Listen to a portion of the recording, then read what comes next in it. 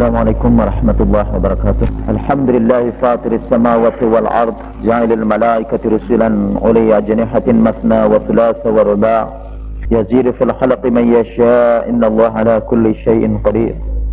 Allahumma shalli wa sallim wa barik ala sayyidina Muhammadin wa ala alihi tayyibin tahirin. Asyhadu an la ilaha illallah wa asyhadu anna Muhammadan abduhu wa rasuluh. Dalam kuliah Al-Quran hari ini agak berbeda dengan bulan-bulan sebelumnya.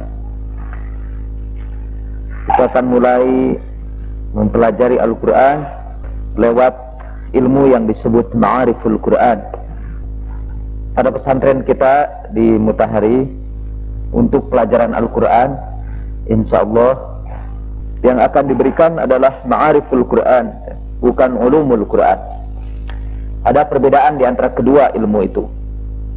Ulumul Quran, Ma'ariful Quran, kalau diterjemahkan ke dalam bahasa Indonesia artinya sama, ilmu-ilmu Al-Quran. Ulumul Quran adalah ilmu yang mempelajari ilmu-ilmu yang membantu kita untuk memahami Al-Quran. Misalnya ilmu qiraah, ilmu asbabun nuzul, ilmu nasikh dan mansukh, ilmu tafsir, apa perbedaan tafsir dan ta'wil. Nah, itu semua disebut atau ijazul Quran, ilmu tentang keindahan Al-Quran. Nah, ilmu-ilmu itu yang oleh para ulama dikembangkan menjadi disiplin ilmu yang tersendiri, sehingga ada beberapa kitab ditulis berkenaan dengan ulumul Quran. Jalaluddin As-Suyuti misalnya menulis Al-Itqan fi Ulumil Quran. Az-Zarqani menulis Manahilul Irfan fi Ulumil Quran. Nah, jadi sekali lagi, ulumul Quran adalah ilmu yang mempelajari ilmu-ilmu yang membantu kita untuk memahami Al-Quran. Kemudian ada yang kita sebut Ma'ariful Quran. Nah, Ma'ariful Quran adalah ilmu yang mempelajari pengetahuan yang diajarkan oleh Al-Quran. Di Al-Quran itu mengajarkan apa saja. Misal bagaimana pandangan Al-Quran tentang Allah, tentang manusia, tentang malaikat, tentang gejala-gejala di alam semesta ini. Jadi Ma'ariful Quran adalah ilmu yang digali dari Al-Quran, yang diperoleh dari mempelajari Al-Quran.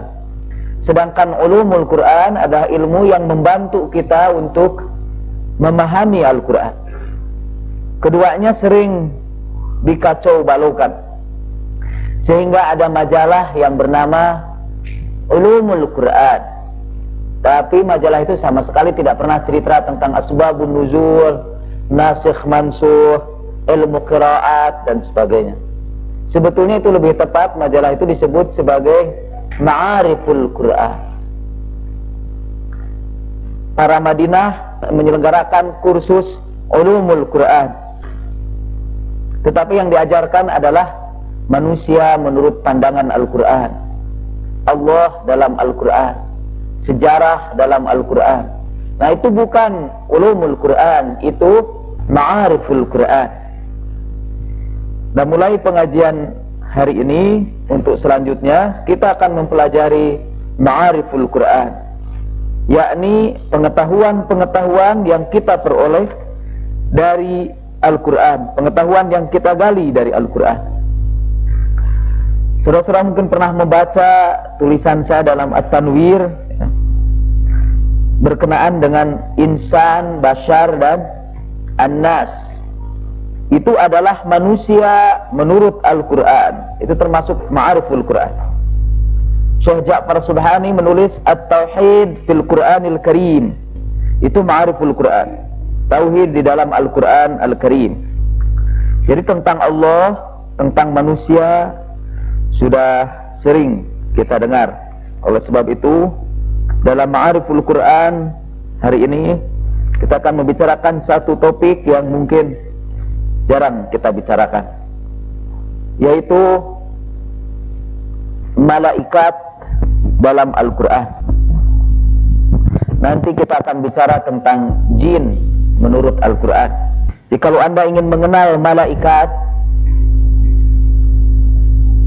Anda membaca Al-Quran, kemudian Al-Quran akan mengisahkan karakteristik para malaikat itu. Begitu pula kalau Anda ingin tahu makhluk apa jin itu sebetulnya, itu akan kita bicarakan dalam bab jin kemudian hari. Hari ini kita akan berbicara tentang malaikat. Tetapi sebelum kita membicarakan malaikat,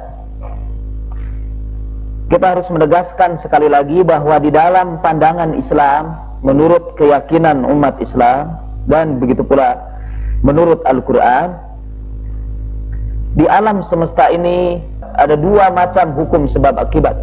Para ulama menyebutnya ada dua iliyah, ada dua kausalitas. Pertama, ada kausalitas di dunia empiris, di dunia lahir, yang bisa kita lihat, bisa kita ukur, bisa kita amati. Nah, itu di dalam Al-Quran disebut sebab akibat dalam dunia syahadah. Jadi misalnya air mendidih kalau dipanaskan 100 derajat Celcius, itu hukum sebab akibat di dunia syahadah, di dunia yang bisa kita ukur. Bahwa kalau penawaran sedikit dan permintaan banyak, harga akan naik. Itu hukum yang bisa kita ukur, hukum sebab akibat di dunia lahir. Bahwa kalau Anda sakit kepala, kemudian Anda diberi analgesik, kemudian analgesik itu menjadi sebab hilangnya rasa sakit pada diri Anda. Nah, itu hukum di dunia syahadah. Tetapi di dalam Islam kita percaya bahwa hukum sebab akibat itu bukan hanya bersifat syahadah saja, bukan berada di dunia lahir saja, tetapi hukum sebab akibat juga terjadi di dunia gaib. Nah, sebetulnya ada macam-macam hubungan sebab akibat ini ya. Kalau kita buat semacam matriks di sini, ada yang sebabnya lahir, akibatnya juga lahir. Kalau saya sebut lahir, maksudnya ialah yang syahadah ini, yang bisa dilihat, yang bisa diukur, yang bisa diamati. Ada sebabnya zahir di dunia syahadah, sebabnya di dunia syahadah, akibatnya juga di dunia syahadah. Kalau saya pukul Anda dengan tinju saya, kemudian hidung Anda menjadi benjol, benjolan di hidung Anda itu akibat, dan tinju saya adalah sebab. Kedua-duanya berada di dunia syahadah. Jadi sebabnya di dunia syahadah, akibatnya di dunia syahadah.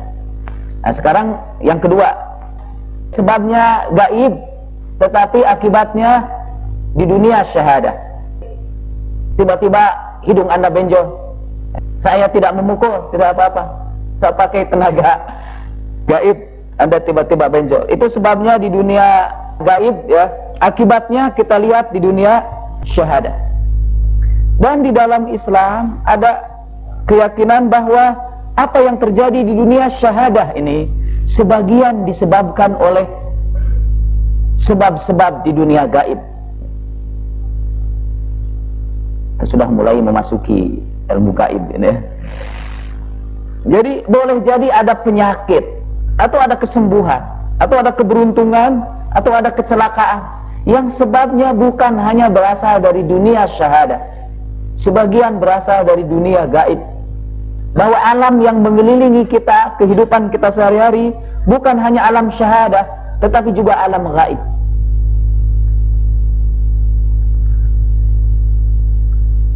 Saya jadi teringat ya dengan peristiwa orang-orang yang masuk Islam. Ada beberapa peristiwa yang menunjukkan bahwa mereka masuk Islam. Ada sebagian di antara mereka yang masuk Islam karena panggilan yang gaib. Yang mendakwahi mereka bukan dunia syahadah, bukan para mubaligh seperti saya, Pak Miftah atau Pak Atiyah, Nah, itu mubalik di dunia syahadah. Kalau saya mengajak Anda masuk Islam, kemudian Anda terkesan dan kemudian Anda masuk Islam, itu dua-duanya sebab dan akibat itu berada di dunia syahadah. Sekarang saya ingin beritakan satu peristiwa, dan saya memang sudah janji bahwa peristiwa ini hanya saya sampaikan. Sekarang waktunya sudah saya sampaikan. Ada orang datang ke tempat saya pada suatu hari pada tahun ini, bulan yang lalu.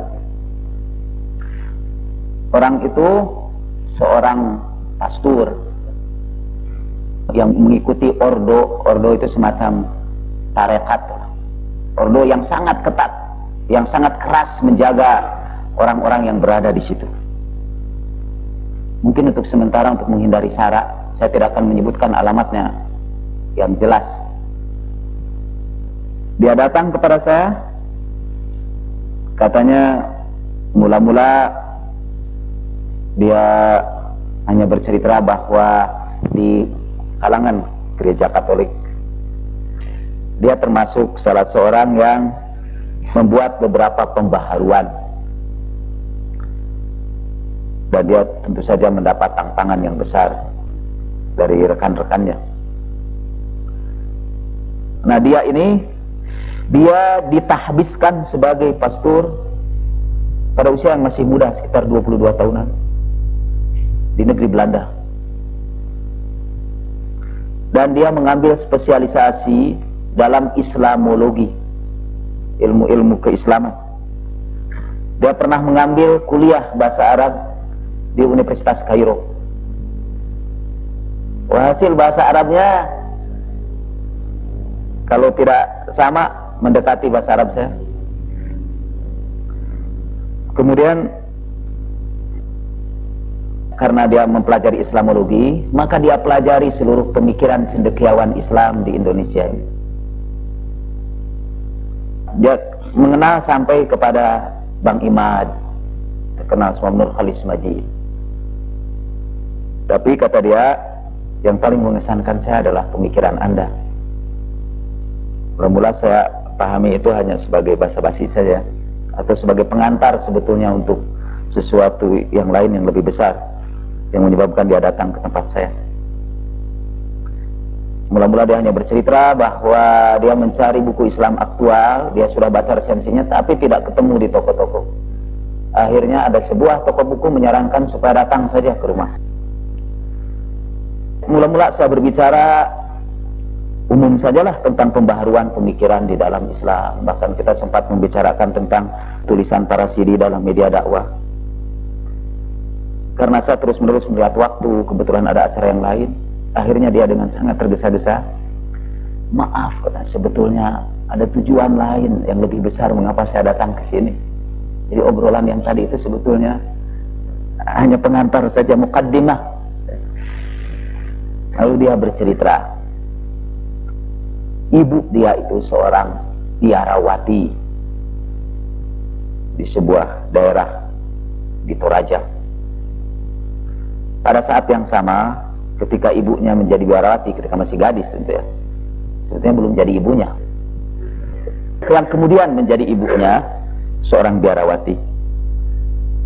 Pada saat yang sama, datanglah seorang dai muda dari daerah Sulawesi Selatan ke tanah Toraja, ditempatkan sebagai guru agama. Dilalah tersaning Allah, kata orang Jawa.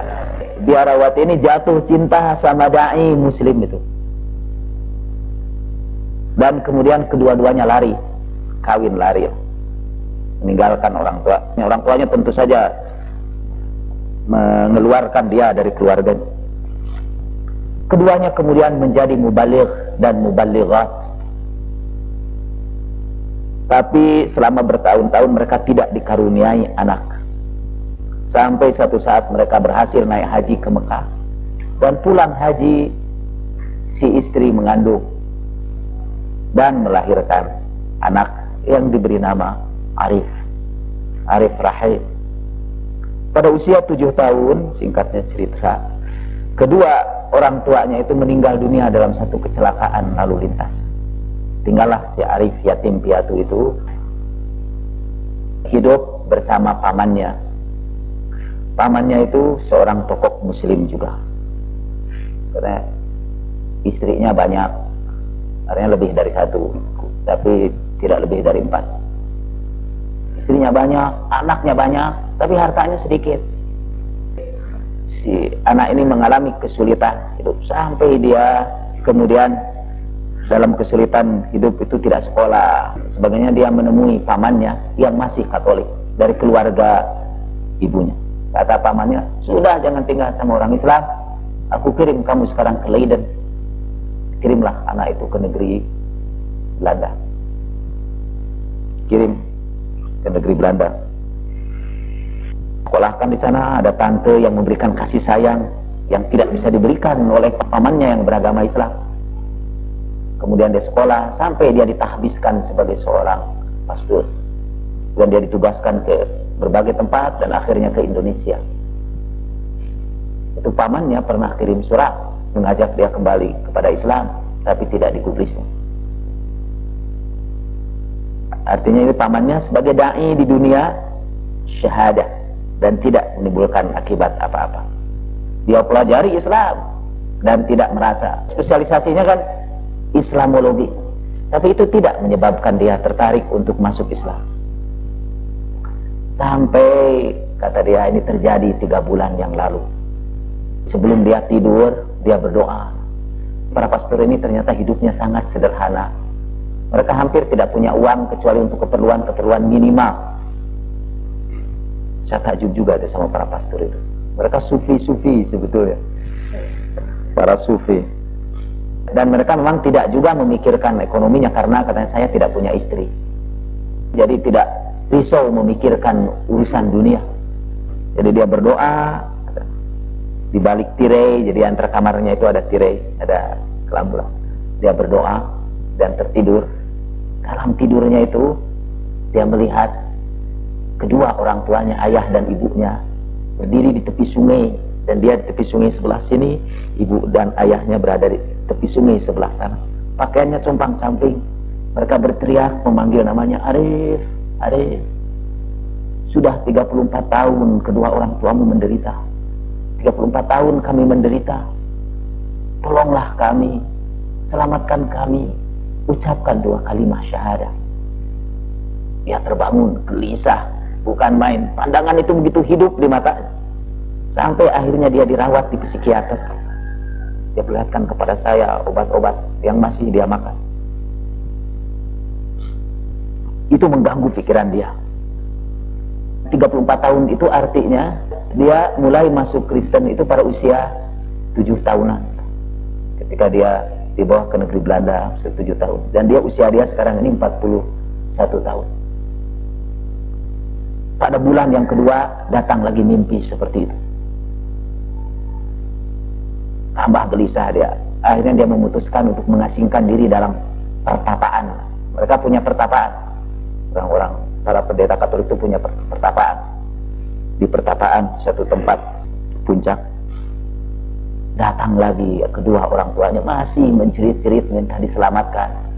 Dan caranya sederhana saja, itu mengucapkan 2 kalimat syahadah. Akhirnya dia berpikir, dia memutuskan mengucapkan 2 kalimat syahadah. Tetapi dia tahu apa akibat yang akan dia terima kalau dia masuk agama Islam. Tadi saya sebutkan ordonya itu ada ordo yang sangat keras. Dia sudah menyerahkan jubah kependetaannya kepada kardinal. Tetapi kata kardinal, Anda harus menyerahkan pada tempat Anda mengambil kaul, yaitu di negeri Belanda. Jadi hari ini, kata si pastor ini yang punya lakon, yang datang ke rumah saya, hari ini, sore ini saya akan dijemput dan dibawa ke negeri Belanda. Saya tidak tahu apa nasib saya yang menimpa saya. Rumah tangga saya tahu, kata dia. Saya tahu apa yang akan terjadi kepada setiap pendeta yang melakukan bidat atau pindah agama.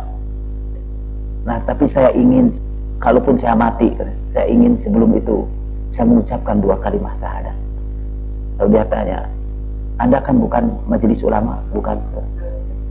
Ya, saya tidak mau datang ke majelis ulama karena khawatir ini menjadi persoalan besar yang bisa menimbulkan sara. Saya datang kepada Anda dengan catatan Anda jangan menceritakan ini sampai 2 minggu sesudah ini. Dan ini sudah hanya saya ceritakan 2 minggu sesudah ini. Kemudian saya minta Anda membimbing saya membaca 2 kalimat syahadat. Walaupun saya tahu di dalam Islam kalau saya sudah ucapkan saya sudah masuk Islam, tapi saya ingin agar kedua orang tua saya tahu bahwa ada saksi yang mengetahui keislaman saya. Saya ingin Anda membimbing ucapan syahadat saya. Saya pegang tangannya, saya bimbing dia ucapkan Bismillahirrahmanirrahim. Baru Bismillah saya sudah berguncang tubuhnya itu, sudah menangis terisak-isak. Tapi asyhadu an la ilaha illallah wa asyhadu anna Muhammadar Rasulullah, dia masih menangis keras. Itu terpatah-patah itu ucapan syahadat itu. Kemudian saya berdoa singkat saja, Rabbana afrigh alaihi sabra wa tsabbit qadamahu fansurhu 'alal qaumil kafirin. Tuhan limpahkan kepadanya ketabahan, teguhkan langkah-langkah kaki dia, dan bantulah dia menghadapi orang-orang yang kafir. Lalu dia berdoa, mungkin karena doa saya terlalu singkat, dia berdoa, dia minta ampun kepada Allah. Kemudian dia memanggil kedua orang tuanya, ayah dan ibunya. Itu saya tidak tahan, saya ikut menangis juga bersama dia. Sekarang dia sudah pergi mengambil jalan hidupnya, dan saya tidak tahu di mana dia sekarang. Saya memang punya tugas, kalau selama 2 minggu ini dia tidak datang, saya punya tugas yang harus saya lakukan. Tapi tugas itu tidak akan saya sampaikan kepada Anda. Ini berada di dunia gaib. Tetapi saya ingin berikan contoh ya, yang mencengkram Anda beberapa saat.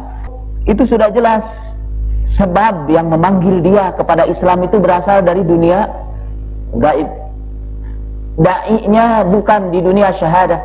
Yang memanggil dia kepada Islam itu bukan di dunia syahadah. Bukan saya, bukan mubalik-mubalik yang lain, tapi kedua orang tuanya yang sudah meninggal dunia. Lama saya termenung. Saya sekarang lebih meyakini lagi bahwa orang-orang yang sudah meninggal itu tidak meninggal. Apalagi kalau mereka syahid, kan mereka hidup di sisi Allah dan masih bisa berkunjung kepada keluarganya, mendatangi keluarganya. Itu saya pikir itu membuktikan peristiwa ini bahwa mereka masih hidup dan masih bisa berdakwah kepada keluarganya, dan masih ikut berduka cita atas perilaku keluarganya. Jadi kalau Anda punya keluarga, orang tua yang saleh, kemudian anaknya itu ada yang durhaka, itu kedua orang tuanya itu tersiksa di alam sana. Bukan disiksa karena perbuatan anaknya, bukan. Tersiksa, dia merasa sedih karena menyaksikan perbuatan anaknya yang seperti itu.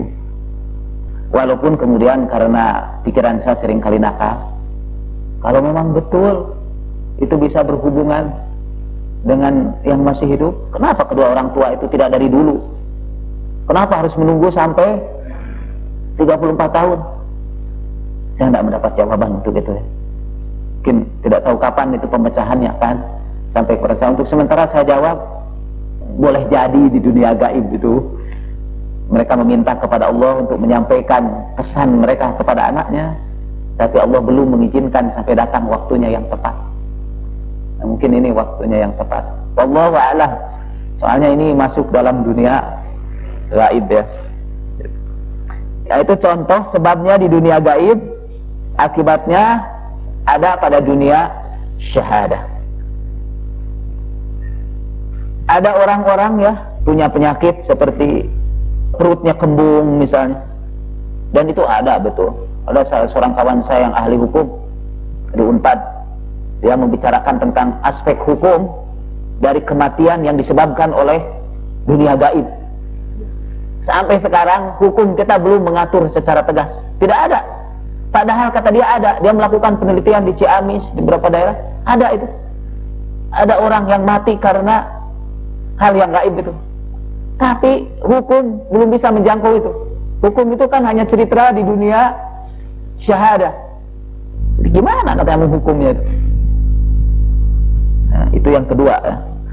Yang ketiga, nah, sekarang sebabnya di dunia syahadah, akibatnya di dunia gaib. Misalnya, nah ini ada hubungannya dengan al-bada ya. Al-bada yang sering disalahpahami orang. kalau Anda bersedekah. Kemudian kata Allah, karena Anda bersedekah, Allah tutup 70 pintu bencana. Anda dapat kecelakaan, tapi kecelakaan itu tidak jadi. Sebetulnya di dunia gaib Anda sudah ditulis akan mendapat kecelakaan, tapi kemudian kecelakaan itu dihapuskan, tidak terjadi. Anda sendiri tidak tahu ada perubahan itu, karena itu terjadi di dunia gaib. Taunya Anda selamat saja.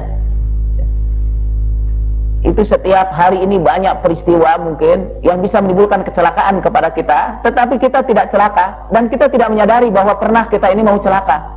Tidak tahu, karena itu perubahan itu semua terjadi di dunia gaib. Nah, sedekah misalnya, kata Rasulullah Shallallahu Alaihi Wasallam, menolak 70 pintu bencana. Itu sebabnya di dunia lahir, yaitu tingkah laku Anda, sedekah itu terjadi di dunia syahadah, tapi akibatnya terjadi di dunia gaib.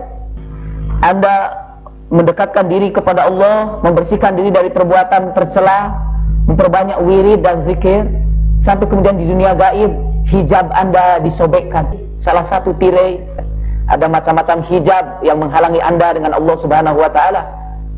Semua hijab ini berada di dunia gaib. Kemudian hijab itu disingkirkan satu, Anda naik pada makom yang lebih tinggi, hijab yang lain disingkirkan lagi. Itu semua terjadi di dunia gaib, tapi sebabnya terjadi di dunia syahadah. Salah satu sebab di dunia gaib adalah para malaikat. Malaikat adalah salah satu sebab di dunia gaib. Malaikat mempengaruhi dunia syahadah, menimbulkan berbagai peristiwa di dunia syahadah, tapi juga menimbulkan berbagai peristiwa di dunia gaib. Saya ingin berikan contoh yang keempat ini, sebab dan akibatnya terjadi di dunia gaib. Malaikat misalnya mengantarkan nyawa seorang yang saleh. Kalau seorang saleh meninggal dunia, para malaikat akan menjemput mereka di alam barzakh, mendatangkan kegembiraan kepada mereka. Ada sebuah hadis yang mengatakan, kalau ada seorang meninggal dunia, kemudian keluarganya melakukan salat 2 rakaat, dan salat itu dikirimkan sebagai hadiah buat orang tuanya yang sudah meninggal dunia. Pada malam pertama orang itu meninggal dunia, keluarganya salat dan mengirimkan salat itu sebagai hadiah buat orang tuanya. Dalam hadis disebutkan, Allah akan mengirim ribuan malaikat ke kuburannya, membawa segala macam hal yang menggembirakan ahli kubur itu. Kata Rasulullah, tidak ada saat yang paling mencemaskan seorang manusia di alam barzakh kecuali malam pertama dia berada di situ. Karena dia berpisah dari dunia ini dan masuk dunia baru. Dia merasa kesepian. Nah, pada saat sepi itu datang ribuan malaikat menghibur dia. Tentu saja mayit ini berbahagia ya. Kebahagiaan itu akibat. Tapi itu terjadi di dunia gaib. Kebahagiaan orang yang sudah meninggal dunia itu kan gaib. Kita tidak tahu. Yang kita tahu tidak bahagia dan tidak sedih. Kebahagiaan itu terjadi di dunia gaib, dan sebabnya adalah para malaikat yang juga berasal dari dunia gaib. Nah, kita kembali, salah satu sebab yang mempengaruhi berbagai peristiwa baik di alam syahadah maupun alam gaib adalah malaikat. Salah satu sebab gaib adalah malaikat. Yang lainnya adalah jin ya. Yang lainnya lagi adalah setan. Saya mulai sekarang ini ma'ariful Quran dengan yang gaib yang pertama, yaitu para malaikat. Tadi saya bacakan pada awal ceramah saya, iftitah, dari surat Fatir. Surat Fatir itu sering disebut juga surat Al-Malaikah, surat malaikat. Kan nama-nama surat itu ada beberapa buah kan. Seperti Al-Fatihah, namanya kan banyak. Al-Fatihah, Ummul Kitab, Asy-Syifa, macam-macam itu. Al-Baro'ah disebut juga surat At-Taubah. Nah, surat Fatir ini disebut juga surat Malaikah karena ayat yang pertamanya berkenaan dengan malaikat yang akan kita bicarakan sekarang. Alhamdulillahi fatiris samawati wal ard. Segala puji bagi Allah yang menciptakan langit dan bumi. ja'ilil malaikata rusulan, yang menjadikan para malaikat sebagai rasul, uli ajnihatin, yang memiliki sayap-sayap, masna, 2, wa thulas, 3, wa ruba, 4, yazidu fil khalaqi may yasha, Allah tambah dalam makhluknya yang dia kehendaki. Innallaha ala kulli syai'in qadir, sesungguhnya Allah maha berkuasa terhadap segala sesuatu. Nah, ayat ini menjelaskan pertama bahwa Allah menjadikan para malaikat itu rusulan. Nanti kita jelaskan apa yang dimaksud dengan rasul ya. Sebab nanti ini agak muskil juga belakangan ada rekan-rekan kita juga yang punya rasul baru yang muncul pada abad ke-20 di Indonesia dan umumnya di kampus-kampus. Karena rasul itu karena bukan hanya para nabi itu, malaikat juga rasul. Lalu mereka menunjuk ayat ini. Akan jelaskan nanti apa yang dimaksud. Tapi yang pertama, ayat ini menunjukkan bahwa para malaikat itu dijadikan Allah sebagai rasul. Yang kedua, bahwa malaikat itu bertingkat-tingkat derajatnya. Yang di sini digambarkan dengan uli ajnihatin, yang memiliki sayap-sayap, masna wa thulatha wa ruba. Ada orang yang mengartikan sayap ini sebagai sayap jasmani, ajnihatun jasmaniyah, seperti sayap burung atau sayap pesawat terbang. Sampai kalau Anda pergi ke gereja ya, atau ke Advent, atau kepada buku-buku dari saudara-saudara kita Nasrani, kalau dilukiskan malaikat itu punya sayap. Dalam bahasa Inggris ada satu konsep yang mengacaukan. Malaikat itu dalam bahasa Inggris angel.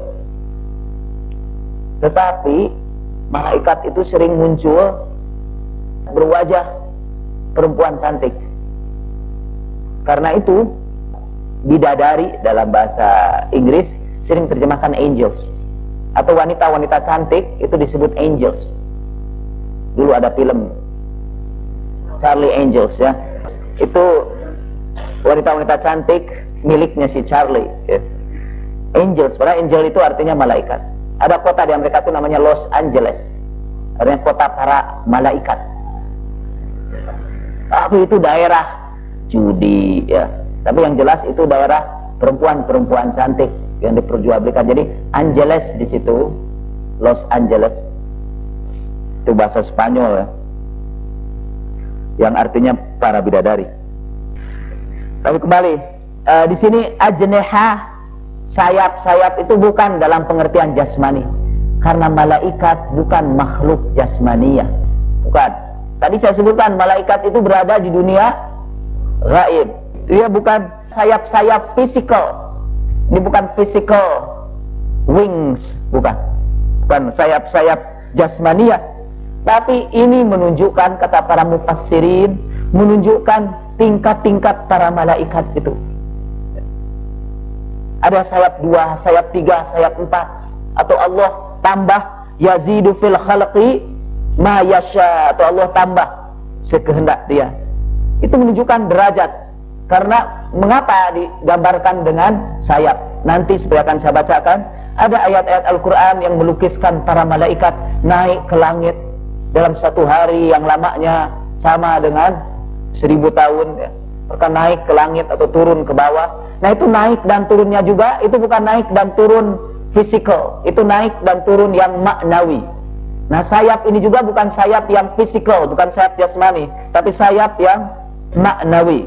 Saya sebetulnya tidak ingin pembicaraan kita ini terlalu sulit ya. Ada beberapa ibu-ibu juga bapak-bapak yang menganggap pengajian di sini ini terlalu sulit, sukar dicerna. Salah seorang di antara ibu-ibu yang berbicara begitu istri saya. Tapi kalau saya sebut maknawi itu maksudnya tidak untuk mempersulit. Itu jangan bayangkan sayap itu sekali lagi sebagai sayap burung atau sayap pesawat, tapi itu hanya menunjukkan derajat para malaikat. Jadi sama seperti kalau saya mengatakan jenderal berbintang 2 atau jenderal berbintang 3, jenderal berbintang 4. Dia orang yang punya bintang. hotel berbintang 1, hotel berbintang 2. Itu tidak ada bintangnya di hotel itu. Tidak ada. Juga di general itu tidak ada bintangnya. Ada bintang-bintangan, sini disimpan di darat. Tapi itu bukan bintang betulan. Tidak mungkin bisa. Tidak mungkin bisa memikul 1 bintang, saya tidak mungkin. Padahal bintang itu katanya adalah matahari kan. Itu api. Memikul 1 bintang saja berantakan, hancur.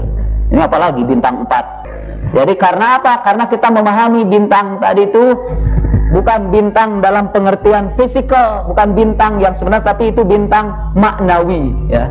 Jadi malaikat itu punya derajat yang berbeda-beda. Ada ayat-ayat lain yang menunjukkan bahwa para malaikat itu memang punya derajat yang bermacam-macam. Sama seperti manusia juga derajatnya bermacam-macam.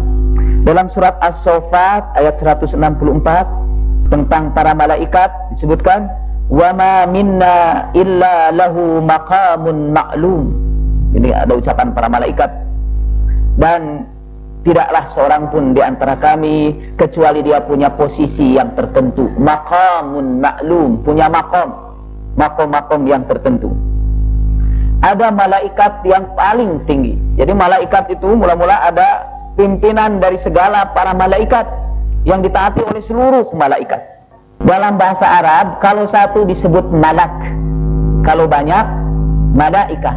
Tapi kita ini biasanya menyebut malaikat juga kepada satu. Malaikat Jibril, malaikat Mikail, malaikat Israfil. Sebetulnya malaikat maut, sebetulnya tidak, malakul maut. Hanya satu. Supaya tidak mengacaukan untuk pembicaraan kita selanjutnya, kalau saya sebut satu itu malak, kalau banyak malaikat. Nah, ada satu malak yang memimpin seluruh malaikat. Tetapi di bawah malak ini ada beberapa malak-malak lagi yang membawahi malaikat-malaikat lagi. Jadi bayangkanlah sebuah struktur yang di sini ada ketua umum atau ada general manager, kemudian di bawahnya ada financial manager, public relations manager, kemudian marketing manager, ada beberapa direktur lagi. Nah, itu financial manager membawahi lagi. Begitulah para malaikat. Nah, yang paling tinggi adalah malak Jibril. Al-Quran menyebut malak Jibril ini sebagai muta'in summa amin. Itu dalam surat At-Takwir ayat 21. Dia adalah malak yang ditaati oleh seluruh para malaikat. Seluruh malaikat muta'in summa amin, dan juga terpercaya. Jadi fa'amru Jibril muta'un fi alamil malakut. Alam para malaikat itu disebut malakut, alam malakut. Alam manusia kita ini yang zahir disebut alam nasut. Mungkin dalam satu kesempatan lain kita cerita tentang berbagai alam yang dimaksud dalam Rabbul Alamin, Tuhan dari seluruh alam ini. Nah, malaikat berada pada satu dataran alam yang disebut alam malakut. Nah, rajanya alam malakut adalah Jibril alaihissalam. Kita diperintahkan baca salawat kepada para malaikat, ya. Jadi kalau sebut Jibril, kita harus sebut alaihissalam. Jangan Anda punya dugaan, saya ini sudah punya paham sesat lagi, Jibril itu ternyata Nabi karena baca alaihissalam.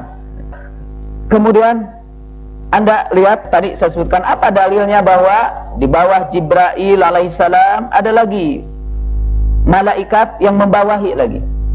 Misalnya yang mencabut nyawa.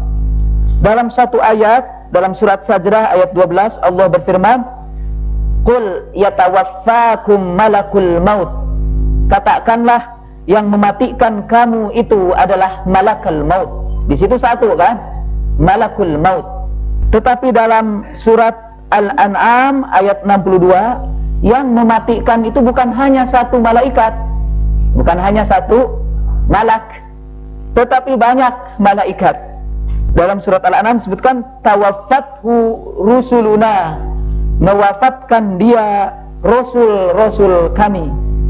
Nah, rusul itu bentuk jamak, kalau satu rasul, kalau banyak rusul. Jadi malakal maut, kalau gitu malakal maut itu Israel alaihissalam. Nah, Israel ini malakal maut, dan dia membawahi tidak tahu berapa jumlahnya anak buah yang bertugas khusus untuk mewafatkan manusia. Nah, sekarang pengertian rasul ya. Rasul itu, utusan itu melaksanakan dua tugas, risalah, keutusanan. Risalah itu misi. Mempunyai dua misi rasul itu. Misi pertama disebut misi di dalam proses penciptaan alam semesta ini. Itu dalam istilah para ulama disebut risalah takwiniyah. Tetapi para malaikat juga bukan hanya diutus untuk mengatur dunia ini. Malaikat itu mengatur dunia ini. Allah menugaskan mereka untuk mengatur dunia ini, menjadi sebab untuk berbagai peristiwa di dunia ini. Nah, kalau malaikat itu menjadi sebab untuk berbagai peristiwa di dunia ini, malaikat dikatakan mengemban risalah takwiniyah. Jadi ketika malaikat menurunkan air hujan dari langit, ketika para malaikat menyembuhkan orang yang sakit, atau ketika malaikat datang kepada Maryam alaihas salam, kemudian malaikat mengatakan innama ana rasulu rabbiki liahabilaki ghulaman zakiyya. Al-Quran menceritakan wazkur fil kitabi Maryam, ingat dalam Alkitab kisah Maryam, idzin tabagat min ahliha makanan syarqiyya, ketika Maryam pergi menjauhi keluarganya ke tempat yang agak jauh di sebelah timur. Wazkur fil kitabi Maryam idzin tabagat min ahliha makanan syarqiyya fa akhadhat min dunihal hijab fa arsalna ilaiha ruhana fatamassala laha basharum sawiyya. Kemudian Maryam mengambil hijab, kemudian kami utus di situ malaikat, malak sebetulnya, malak yaitu Jibril. Fa arsalna ilaiha ruhana. Jibril itu sering disebut dalam Al-Quran sebagai ruh. Kadang-kadang dibedakan dari malaikat yang lain karena posisinya yang tinggi. Misalnya dalam ayat tanazzalul malaikatu warruh. Nah, ruh itu artinya Jibril. Fa arsalna ilaiha ruhana. Lalu kami utus Jibril. Fatamassala laha basarun sawiyah. Lalu Jibril datang dalam bentuk seperti manusia biasa. Yang keempat. Nah, ketika menimbulkan, misalnya ketika Maryam kemudian hamil, yang diutus untuk memberitakan kabar gembira itu adalah Jibril alaihissalam. Innama ana rasulu rabbiki liahabalaki ghulaman zakiyya. Aku ini utusan Tuhanmu untuk memberikan kepada kamu seorang anak yang suci. Nah, itu tugas malaikat Jibril yang bersifat takwiniyah. Tapi ada tugas seperti menurunkan hujan tadi, itu tugas-tugas takwiniyah. Menurunkan hujan, mencabut nyawa. Ada 10 kan? Itu yang 10 itu sebetulnya itu para managers itu ya. Di bawahnya sebetulnya ada lagi yang lain. Jadi seperti Zabaniyah, atau dalam Al-Quran disebut Malik. Malik itu di dalam Al-Quran, atau malaikat Zabaniyah, itu sebetulnya membawahi lagi. Dan itu menunjukkan bahwa di neraka itu tidak satu itu yang mengurus neraka itu. Manager of hell itu tidak satu. Malik itulah manajernya, tapi di bawahnya ada, misalnya ada 19 malaikat yang khusus menjaga neraka yang dihuni oleh orang-orang munafik dan orang-orang fasik, yang ghilazun syidad, yang wajahnya keras dan menakutkan. Itu digunakan kata ghilaz syidad, itu artinya memang banyak, tidak satu. Kan disebutkan dalam salah satu ayat alaiha tis'atu asyar, itu dalam surat Al-Muddathir. Malaikatun ghilazun syidad dalam surat At-Tahrim ayat 6 itu. Para malaikat, jadi tidak satu. Nah, itu para malaikat itu melaksanakan tugas takwiniyah. Tapi ada malaikat yang datang untuk menyampaikan wahyu. Nah, maka di situ malaikat menjalankan tugas tasyri'iyah. Jadi ada 2 tugas malaikat itu yang paling utama: mengirimkan wahyu, mengirimkan kabar gembira, menghibur orang. Mungkin yang tasyri'iyah itu kalau dia datang membawa syariat untuk disampaikan oleh Rasulullah Shallallahu Alaihi Wasallam.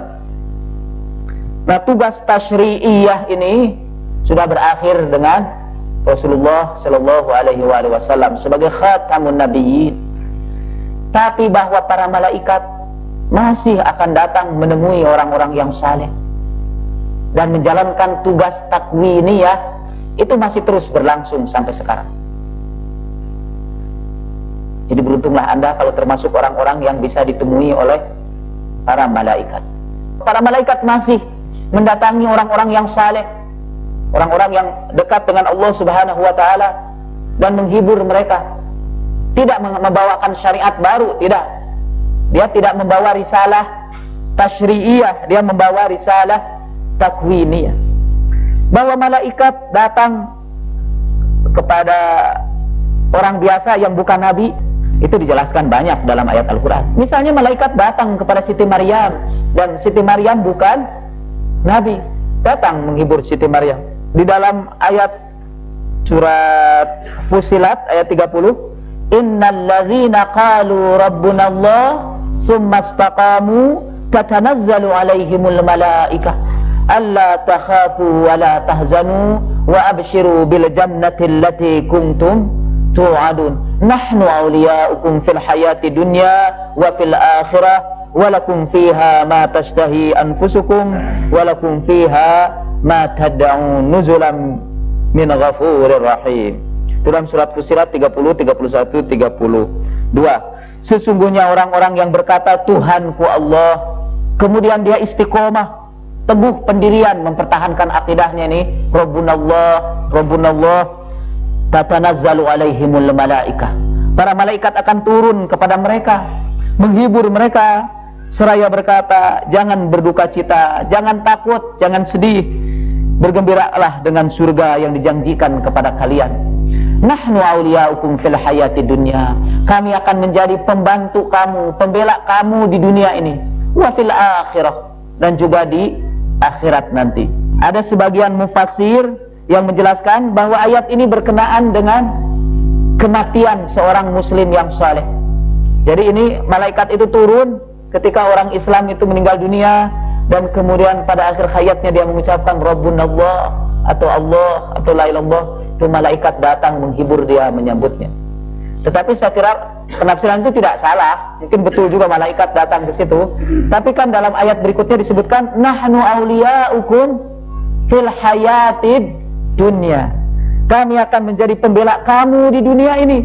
Kalau ucapan itu diucapkan sesudah meninggal dunia, tentu tidak relevan lagi. Mestinya malaikat mengatakan kunna awliya'akum fil hayatid dunya wal an awliya'ukum fil akhirah. Dulu kami pernah jadi pembantu kamu di dunia ini, sekarang pun kami akan jadi membantu kamu di akhirat.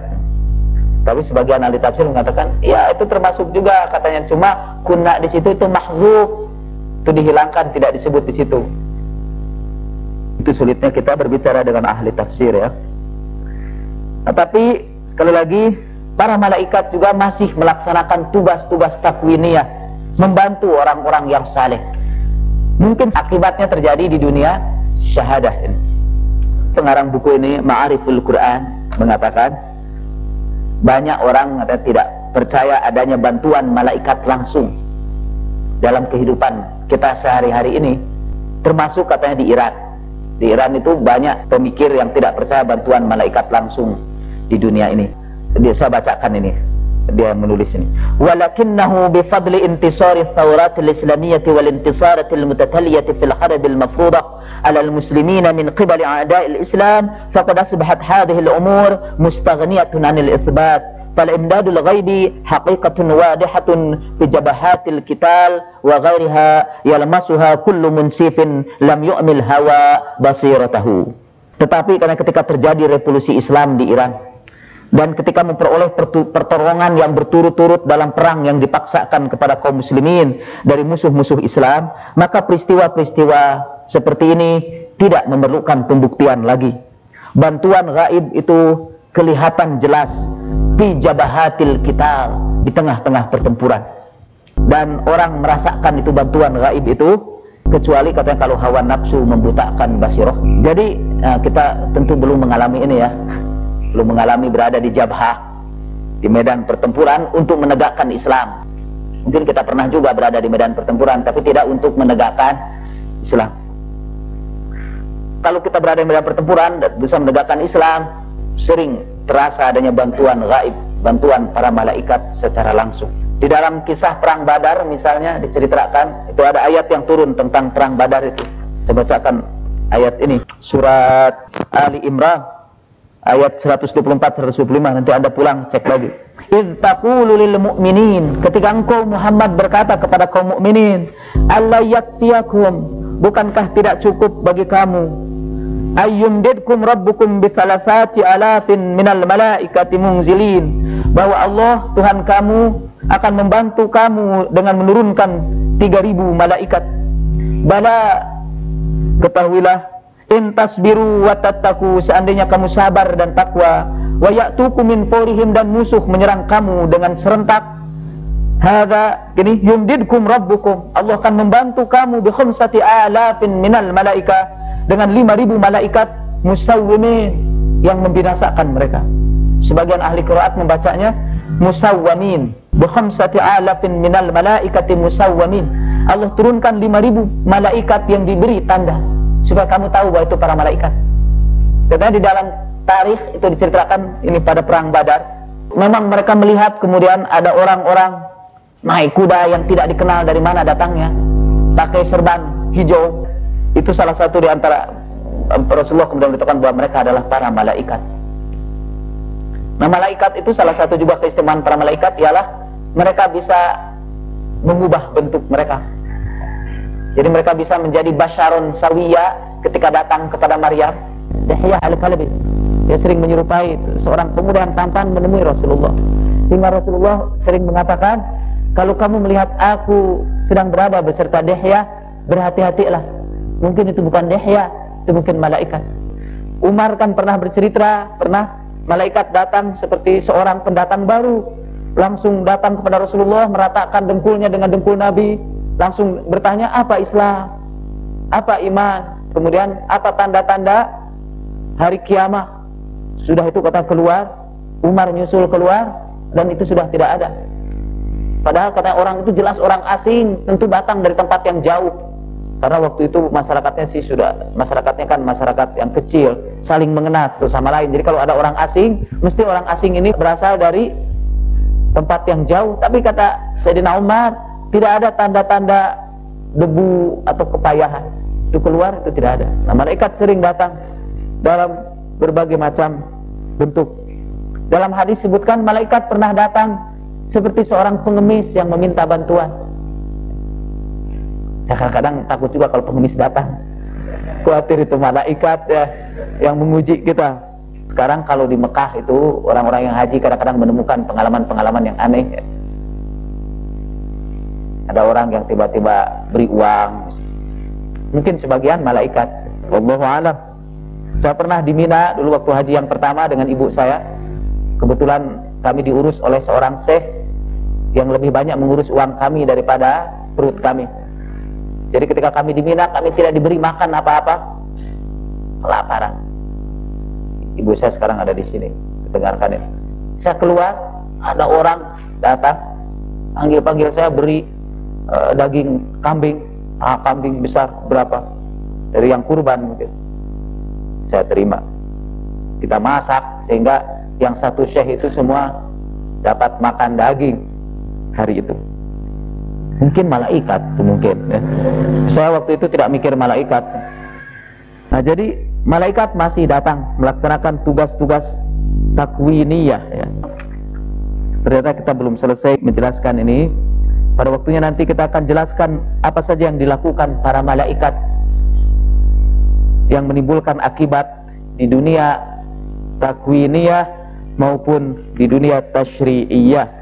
Sementara kita cukupkan sampai di sini. Berikan kesempatan pada Anda kalau ada pertanyaan. Ini ada pertanyaan ya, apa hubungannya antara, mungkin penanya ini tadi terilhami atau teringat pada pertanyaan ini karena saya menyebutkan ayat bahwa para malaikat itu mempunyai sayap masna wa sulasa wa ruba, 2, 3 dan 4. Lalu pertanyaan langsung teringat kepada ayat tentang menikah. juga masna wa thulatha wa ruba. Nah, beliau bertanya begini, apa hubungan antara takut tidak bisa berbuat adil terhadap anak yatim dengan menikah 1, 2, 3 atau 4 seperti pada ayat wa in khiftum alla tuqsitu fil yatama fankihu ma taba lakum minan nisa'i masna wa thulatha wa ruba. Pertama, penanya ini benar ya. Jadi seringkali orang hanya mengutip ayat itu sepotong, yaitu fankihu ma taba lakum minan nisa masna wa thulatha wa ruba. Padahal kata fa di situ itu kalau orang yang pernah belajar bahasa Arab itu jawab li syarat. Apa syaratnya? Wa in khiftum alla tuqsitu fil yatama, kalau engkau ini tidak bisa berbuat adil dalam mengurus anak yatim, maka nikahilah. Jadi ini ada hubungannya memang pernikahan itu dengan pernikahan 2, 3 atau 4 itu ada hubungannya dengan pemeliharaan anak yatim. Tapi itu tidak berarti bahwa kita hanya boleh menikah 2, 3 dan 4 itu, atau kita tidak boleh menikah lebih dari 1 kalau tujuannya bukan memelihara anak yatim. Boleh juga. Tapi yang paling utama ialah pernikahan itu harus dilakukan karena tanggung jawab kita untuk memelihara anak-anak yatim. Dan ini memang ada asbabun nuzulnya ya, yang berkenaan juga dengan pemeliharaan anak yatim.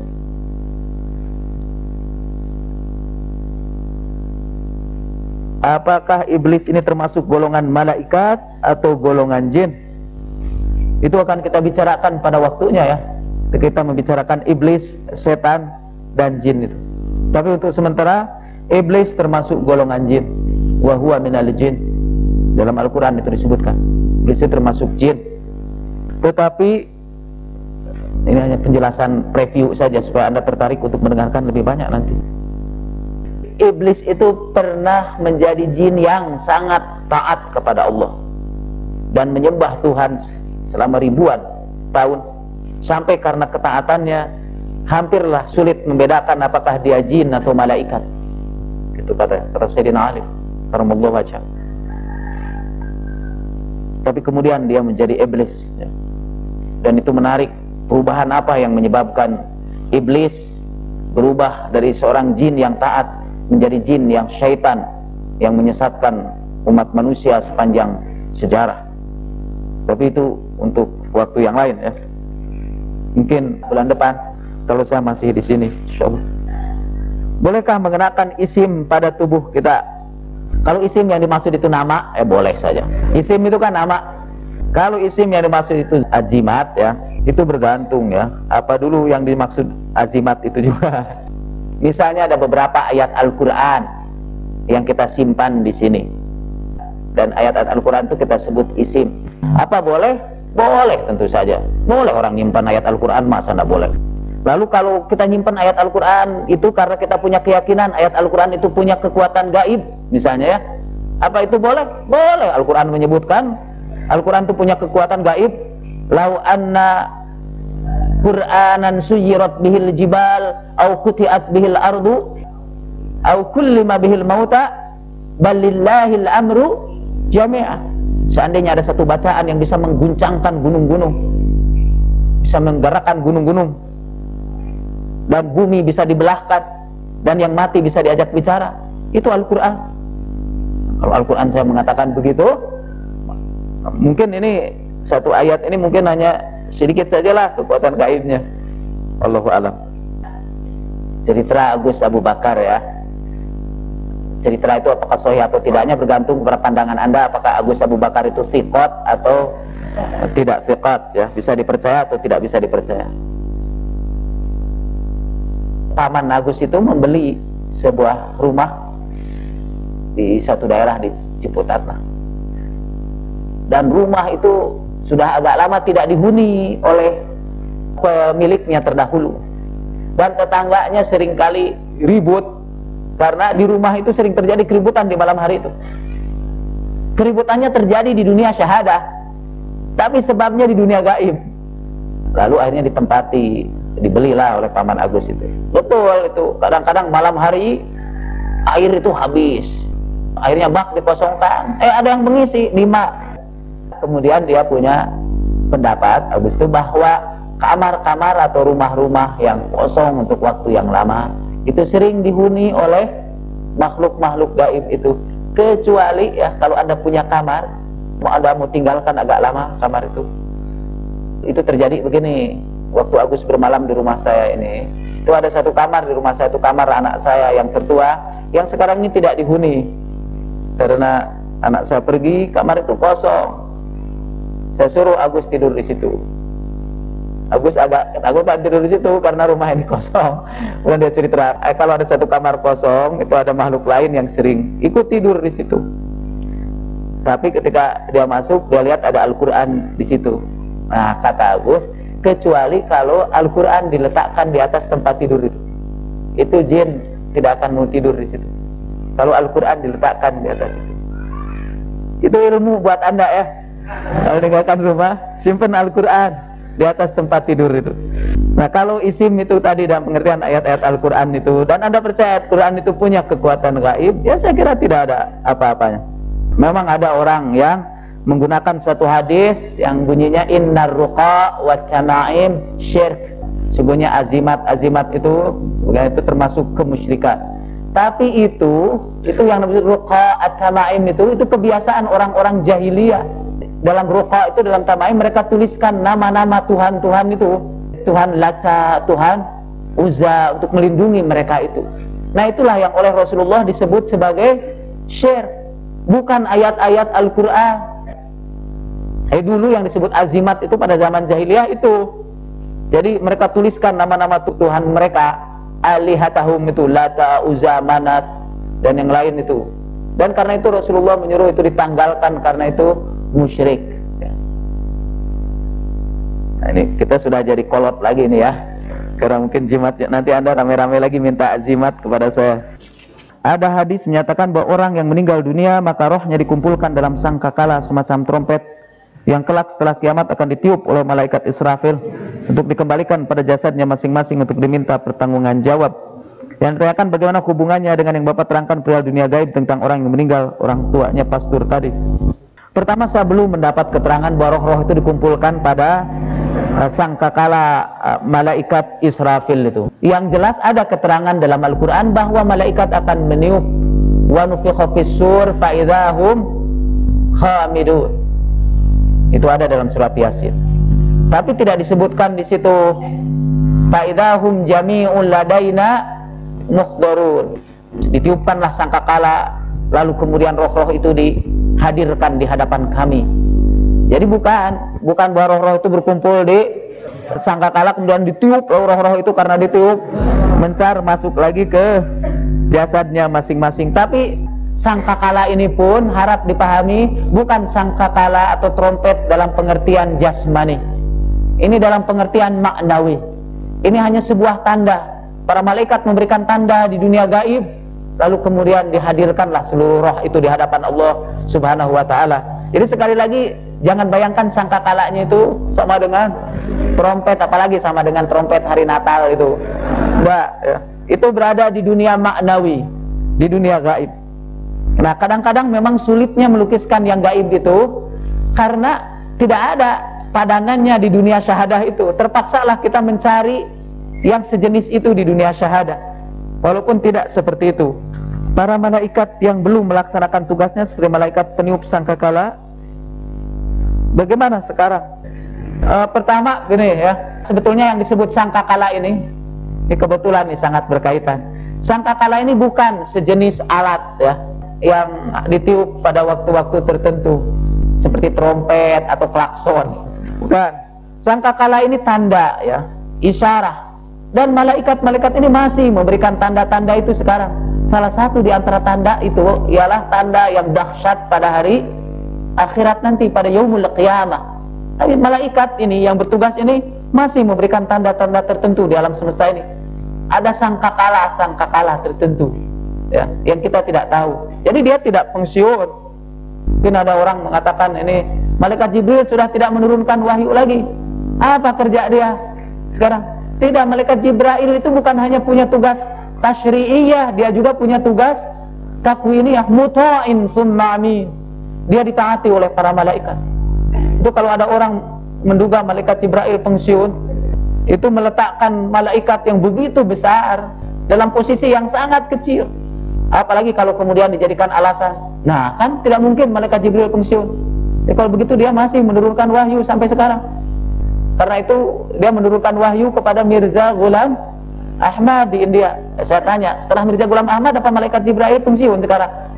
Karena Anda menurunkan wahyu lagi kepada Nabi. Anda itu kan cuma menggeser saja khatamun nabiyyin dari Rasulullah Muhammad SAW kepada Mirza Ghulam Ahmad, tanpa mengurangi penghormatan saya kepada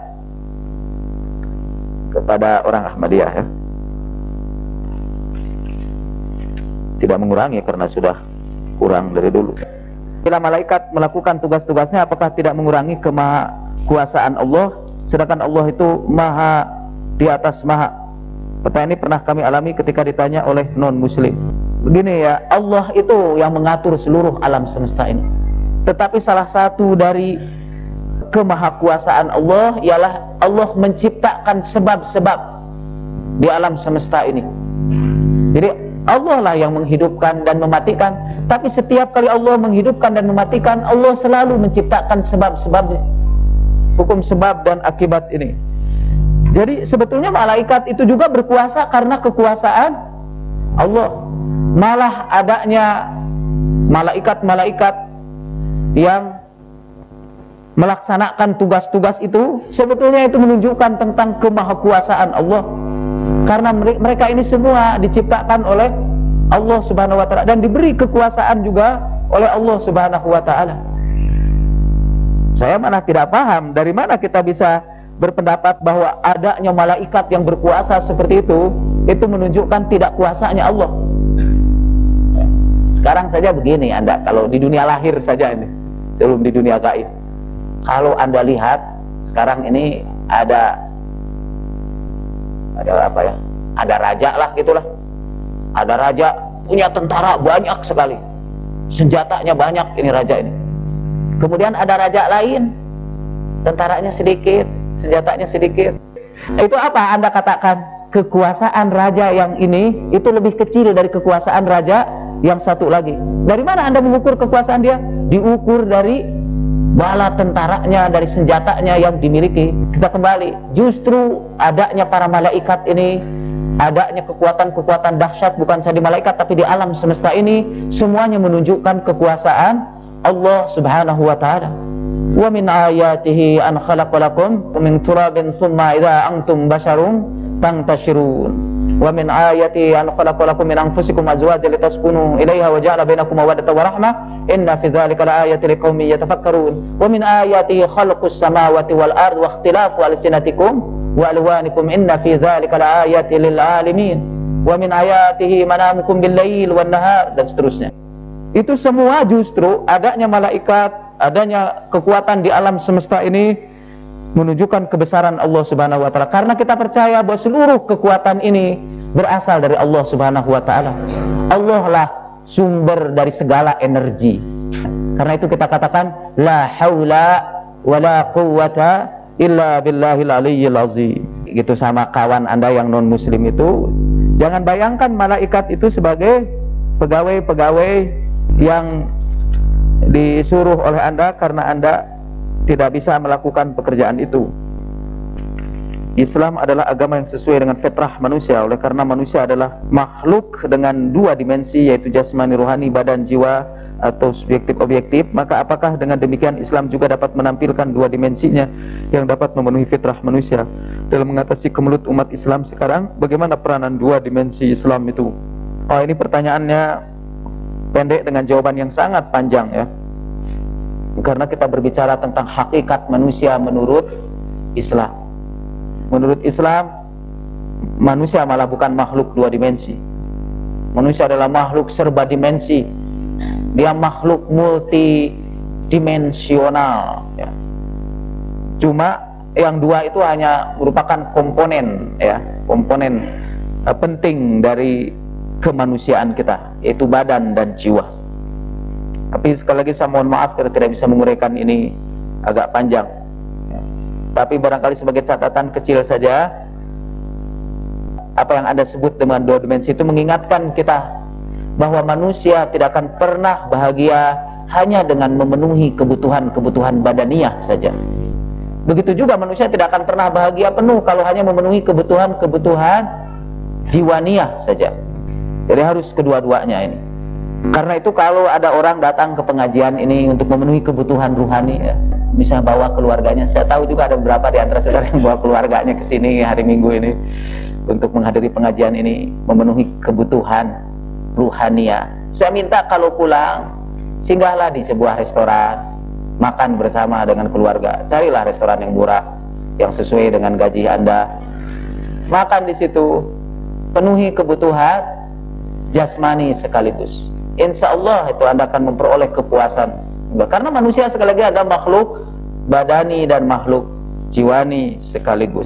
Saya sebetulnya memang sangat ingin di sini ini menyajikan makanan buat Anda. Dulu kita kasih makanan di sini dulu, tapi ketika jumlah Anda sedikit, ketika banyak begini sudah di luar kontrol kami lagi, jadi nggak bisa. Tapi barangkali ada di antara Anda yang punya ini niat. Kalau sewaktu-waktu ada di antara Anda yang punya uang dan mau bersyukur, ya mau syukuran, ya, di samping ngundang tetangga-tetangga, kalau Anda punya tetangga. Kadang-kadang kan ada ya di antara kita ini yang tidak punya tetangga. Nah, kalau Anda tidak punya tetangga, coba syukuran itu di sini. Bawa makanan ke sini khusus untuk hari Minggu. Itu makanan yang dimakan oleh orang-orang saleh di tempat ini. Ini yang hadir ini orang-orang saleh ini. Kalau Anda bawa makanan di sini dimakan oleh mereka, insya Allah rezeki Anda akan mabruk, ya, akan penuh berkah. Barangkali kalau setiap kali Anda ngaji ke sini selalu ada makanan yang bergizi, ya, kepuasan kita akan lebih daripada apa yang kita peroleh selama ini. Karena itu Rasulullah Shallallahu Alaihi Wasallam melakukan dakwahnya yang pertama kan dengan memberi makan lebih dahulu, menyuruh Sayyidina Ali memasak makanan, kemudian baru berdakwah. Itu sunnah Rasulullah sebetulnya. Teman saya pernah ketika menjenguk orang sakit kenalannya kebingungan karena ongkos untuk pulang lupa dibelikan makanan semuanya, padahal perjalanan pulang cukup jauh. Akhirnya dalam kebingungan itu ia berdoa ditambah tawasul pada guru-gurunya. Setelah itu masih tetap juga bingung, mau pinjam rasanya malu, tapi ketika dia buka dompetnya ia mendapatkan 4 lembar uang ratusan masih baru. Bagaimana tanggapan Bapak pada peristiwa ini? Kalau peristiwa itu betul-betul terjadi, ya, saya ini kadang-kadang seringkali, seperti saya katakan, saya seringkali punya pikiran nakal. Jadi kalau ada gaib-gaib, saya mulai dari tidak percaya lebih dahulu. Tapi anggaplah ini benar, ya. Kalau ini benar, itu antara lain bantuan para malaikat, ya. Bantuan malaikat yang tidak kita ketahui, ya. Dan saya kira kadang-kadang ada di dalam kehidupan ini, ya, beberapa peristiwa yang hanya bisa dijelaskan oleh itu jelas bantuan dari yang gaib saja. Saya ini dulu sering menginginkan ini, ingin ada satu pengalaman yang jelas-jelas menunjukkan bahwa ini karena hal-hal yang gaib. Tapi saya selalu gagal karena selalu mikir, ini kan mungkin gini. Seperti ini misalnya dompet itu, mungkin saja tadi lupa sebetulnya, padahal sudah masukkan itu. Jadi sering begitu. Ya, saya bermohon, ya Allah berilah satu contoh yang sangat jelas sehingga pikiran saya tidak bisa cari alasan lain, sehingga itu betul-betul datang dari hadiratmu. Sekarang saya menemukan, mungkin, tapi Pak Anda mungkin bisa bantu juga menunjukkan. Tidak Pak, mungkin ada faktor-faktor lain lagi. Nah, ini di dalam ketika saya berdakwah ini, seperti Anda ketahui, banyak orang-orang yang tidak menyenangi saya, dan alhamdulillah karena mereka bisa membantu mempopulerkan saya juga, ya. Banyak orang-orang, tapi ini menakjubkan, saya banyak menemukan orang-orang yang juga tidak mengenal saya dengan baik, hanya dari jauh saja, tetapi membantu saya tanpa pernah saya kenal, tanpa pernah saya dakwahi, tanpa pernah saya berikan keuntungan kepadanya, tapi dia membantu saya dari jauh, bahkan membela mati-matian dari jauh. Saya pikir ini rada gaib ini, tapi saya masih tetap berpendapat, ya itu mungkin dia baca tulisan saya kemudian simpati kepada saya, kan? Jadi itu artinya itu. Masih ada lagi ini, ya, ada beberapa orang yang berasal dari kelompok-kelompok yang sangat membenci saya, bahkan mau membunuh saya, menghalalkan darah saya. Orang dari kelompok-kelompok itu satu demi satu berdatangan kepada saya, terpanggil menemui saya, dan datang kepada saya satu malam, ya. Dia datang jam 7, pulang sekitar jam 12. Jam 7 Dia datang dengan membawa segala macam prasangka tentang diri saya, pulang dengan membawa segala macam kebaikan. Insya Allah tentang diri saya berubah besar hanya dalam beberapa jam itu. Padahal saya tidak dakwahi dia, saya tidak ajak dia. Kalau begitu saya kira ini Allah yang mengantarkan mereka kepada saya. Mungkin dia sudah dengar-dengar juga dari yang lain ya. Tapi sekali lagi kemungkinan itu saya cek ya, akhirnya tidak ada. Ini kecuali bantuan Allah sajalah yang menyebabkan mereka ini begitu ya. Saya tidak bisa menjelaskan karena kemungkinan lain itu saya hitung sangat kecil ya. Saya hitung secara statistik itu berapa persen probabilitasnya, itu sangat kecil. Nah kalau kemungkinannya itu sangat kecil 0,000 sekian, itu sudah pasti itu bantuan para malaikat ya Allah Subhanahu wa ta'ala. Cuma ya sekali lagi, kadang-kadang kita sering mendengar cerita-cerita tentang yang gaib-gaib gitu, pengalaman-pengalaman yang gaib gitu. Pertama, ada beberapa kemungkinan kalau ada orang menceritakan pengalaman yang gaib seperti itu kepada Anda ya. Seperti doanya langsung diijabah. Ada orang katanya mobilnya mogok di tengah jalan, kemudian ternyata dia tidak bawa ban serep. Dia bingung, dia berdoa kepada Allah, tiba-tiba ada orang bawa ban khusus saya mengantarkan ban itu kepada dia ya. Nah maksud saya begini ya, tanpa mengurangi penghormatan saya kepada orang-orang bercerita seperti itu, tetapi itu kalau Anda mendengar ada orang menceritakan pengalaman gaibnya kepada Anda, itu ada beberapa kemungkinan. Kemungkinan pertama, cerita itu benar, dia alami ya, benar yang pertama.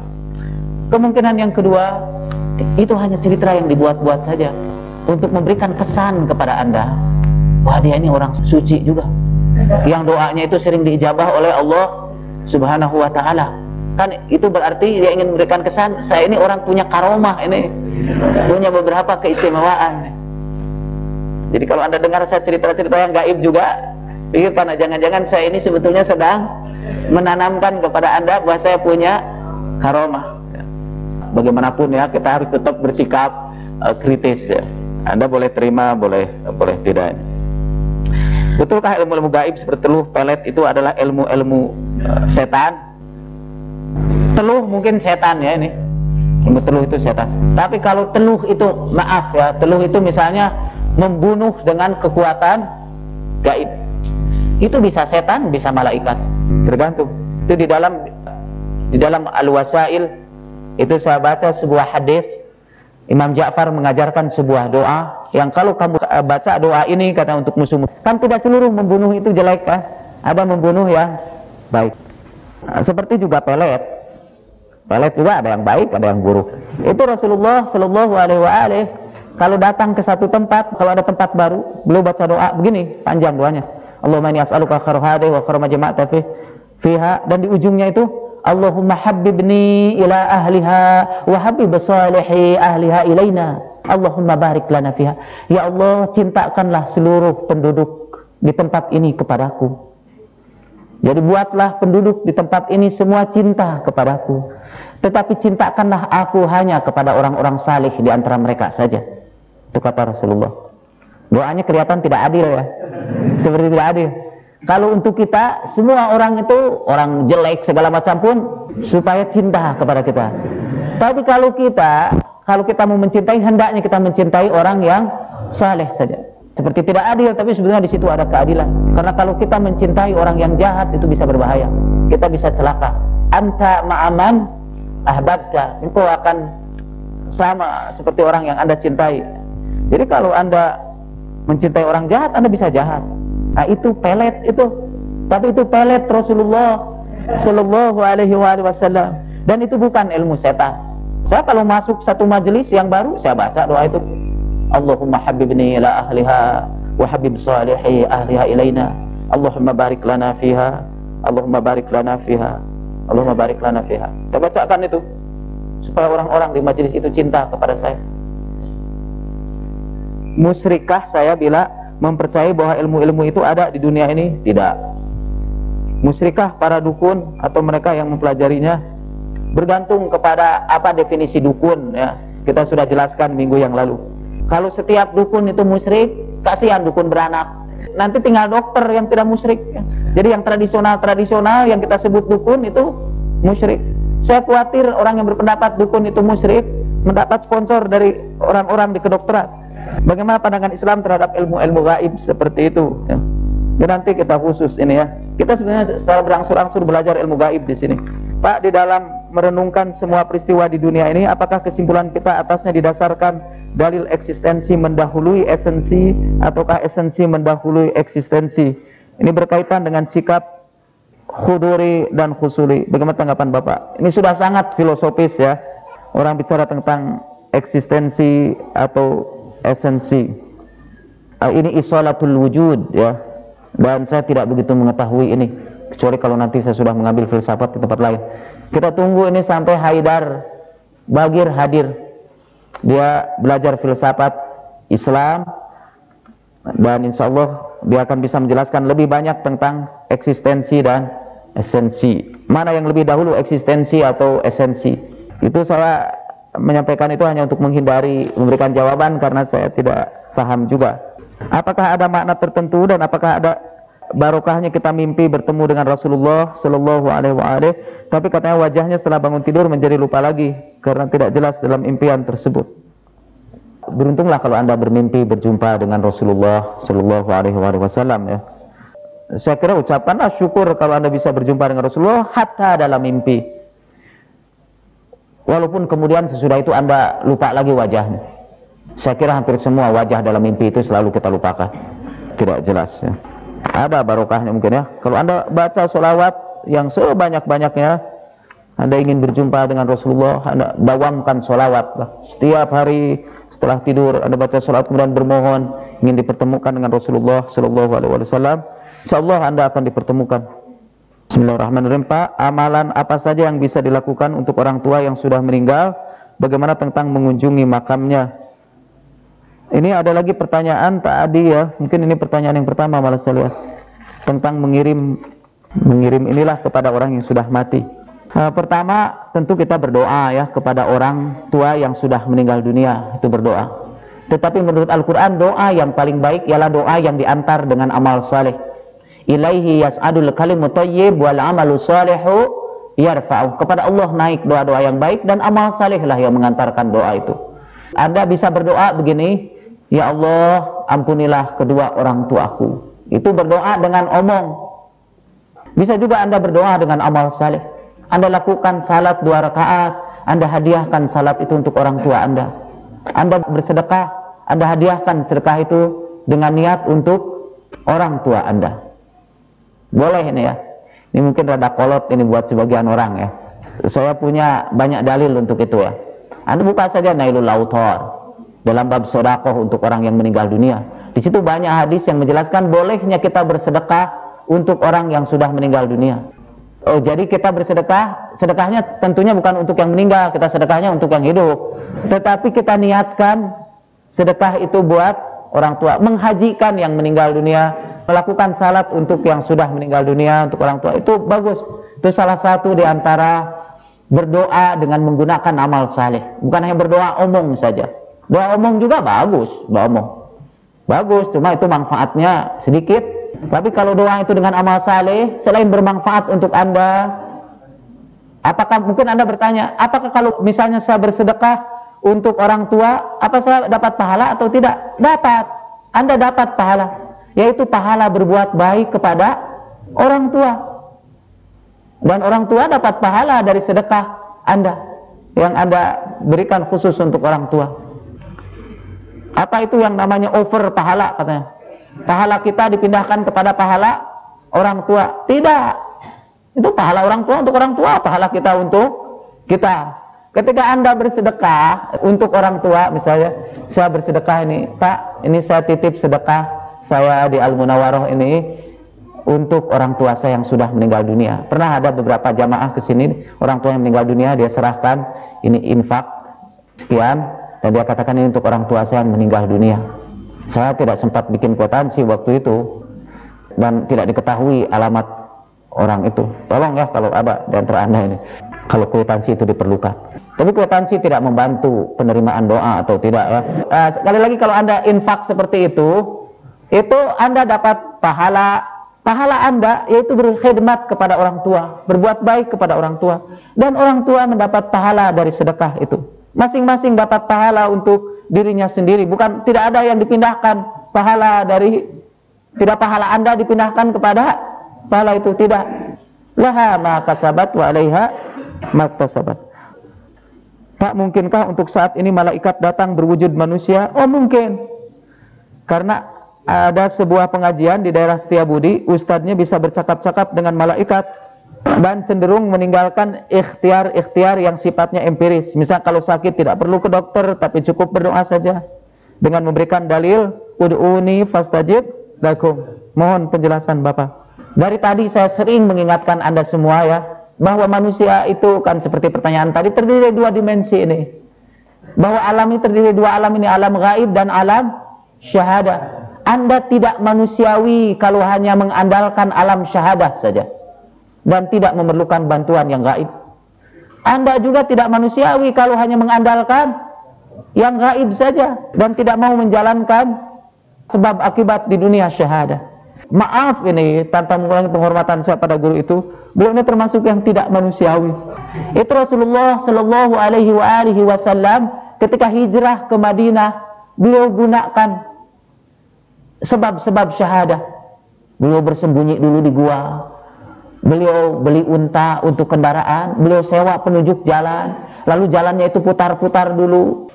Rasulullah tidak cukup berdoa, ya Allah pindahkan saya dari sini ke Madinah.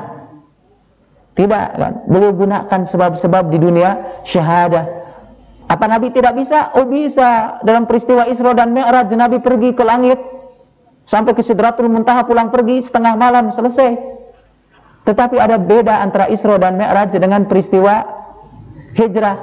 Karena hijrah itu diajarkan sebagai sunnah yang harus diikuti, sedangkan Isra dan Mi'raj tidak. Nabi tidak pernah mengajarkan hendaknya kamu semua Isra dan Mi'raj. Itu peristiwa yang khusus buat Nabi. Karena itu untuk yang khusus buat Nabi itu digunakan yang gaib. Tapi ini karena ini ajaran buat kita semua, Nabi menggunakan dunia syahadah. Sebab kalau itu gaib nanti kita semua tidak bisa menirunya. Sekali lagi ya, kita tidak suudzon ya, cuma kita berhati-hati saja.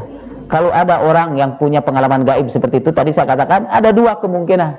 Peristiwa itu mungkin benar, dan yang kedua itu mungkin dibuat-buat hanya untuk memberikan kesan bahwa dia ini orang yang memiliki karamah.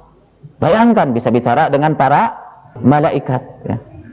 Walaupun ini ya, kalau saya baca sejarah para ulama yang saleh, ulama-ulama saleh yang terdahulu, itu pertemuan mereka dengan para malaikat itu tidak pernah bersifat publik, tidak pernah bersifat terbuka, tapi umumnya bersifat private.